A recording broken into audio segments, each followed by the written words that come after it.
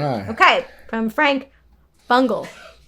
All right, Frankie, what we got? Okay, we've all heard stories about Steve Blackman being an absolute legit badass. Do you have any backstage or locker room stories about Steve? Oh, you're laughing. I love Steve Blackman. Yeah, I believe he's legitimate badass. I believe he would have took the brawl for all. He would have won the brawl for all. I don't know if he had a knee surgery and he had to pull out, or if the office said, "Hey, it's time for you to go get that knee surgery," because he was going to win it. He would have won it, and it would have spoiled the plans for Dr. Death Steve Williams, but which ultimately got spoiled by Bart. Bart when Steve Williams, which people don't mention, but Steve Williams popped the hamstring muscle.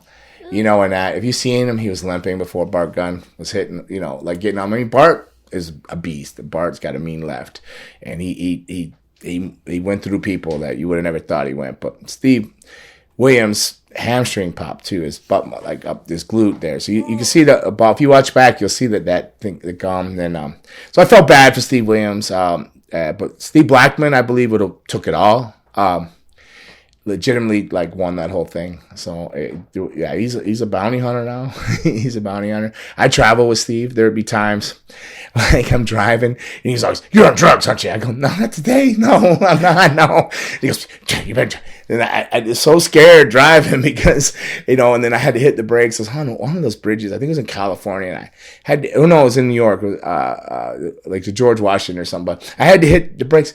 Before I knew it, he had me by the throat. I was like, "Hey, hey, hey, hey." He goes, "If you kill us," I go, "You're going to kill us because you're going to keep driving, So he was like, I loved the guy. I loved wrestling. He's one of my favorite opponents because I never had to say sorry to him or anything, and like because he knew that was 10. He liked it. Like, I don't know, man. He's a legit badass. I think he should have got pushed way more than he did.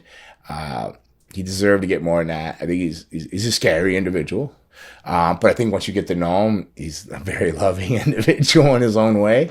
I've never seen anybody eat more fried rice before a show than him, like right up to match time. But yeah, Steve Blackman's amazing. I loved my hardcore matches with him. I loved my regular matches with him. I loved wrestling Steve Blackman. A lot of people ask me a lot of times who's one of your favorite people to wrestle, and it's Steve Blackman. And he was legitimate in Calgary. He was at one point before WWE. He signed.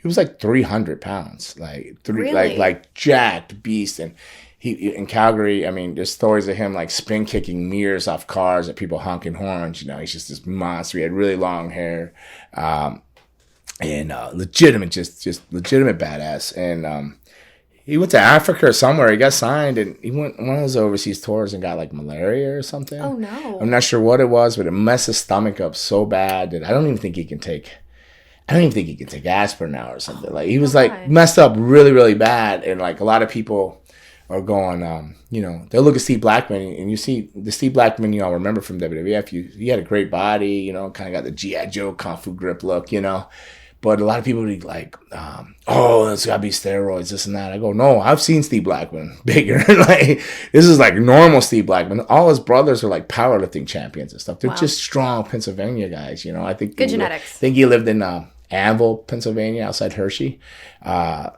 Yeah, he's a scary dude. He owns more weapons than anybody I know, too. He had more assault rifles and stuff. So you don't want him to be right. Yeah, you don't want to mess with Steve Blackman, man. Okay. Like, you just want to be his friend. Buy him some Chinese food, man, and wish his family well. Do not cross.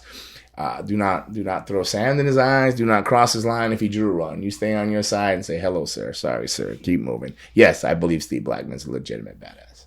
Awesome. And there's so many Blackman stories. I don't know. Everybody's probably heard the one where Bradshaw would go around like he would grab people on the butt and do stuff like that. But he Bradshaw's kind of a river, right? And I love Bradshaw. I get along great with him. And but he was one of the days I was there. He'd grab Steve, and Steve would be like, "If you do that one more time, I'm gonna kick you in the face," or something like something of that nature. I don't know the exact wording to that.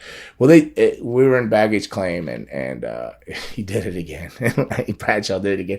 Steve, boom, he hit him one. He went to haul back, but he went to go with another kick, but his foot got caught in luggage. He couldn't get the foot up to kick him, and whatever, it got broke up. But like he threatened Bradshaw. He told him, "If you don't apologize to me, I'm gonna kill you, like beat you in front of everybody. But Bradshaw, he apologized to Steve Blackman in front of catering. I'm sorry, Steve Blackman, for grabbing your ass. I'll never ask you. It was like he made a comedy out of it, but like Steve Blackman was legit. Like if he was mad at you, he was legitimately gonna kill you. Yeah, he's a badass. Okay. Yeah, wow. But I love that guy, man, and I loved wrestling him. Oh man, I love Steve Blackman. I seen him in the airport in Fort Lauderdale.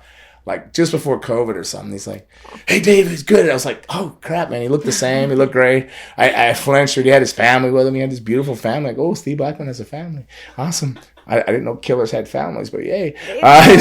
But he was like, I'm a bounty hunter now, and he was like, oh, cool. He goes, just look me up through the thing, if you ever want to talk, hang up. But like, I tried to figure out how to look him up, bounty hunter. Maybe I'll have Raymond do some research, and I'll reach out to Steve Blackman. I would love to have him on here one day. That'd be so cool. Talk about bounty hunting and life after wrestling, and he's not a very personable guy, though. He's not like I don't know if he's a podcast interview friendly guy. I don't know if he has that in him, but he is a tremendous human being, and he is one bad mofo. Yes. Amen. Yeah. Amen on that. Amen. Stay away from Steve Blackman and his weapons. That should be on the t-shirt.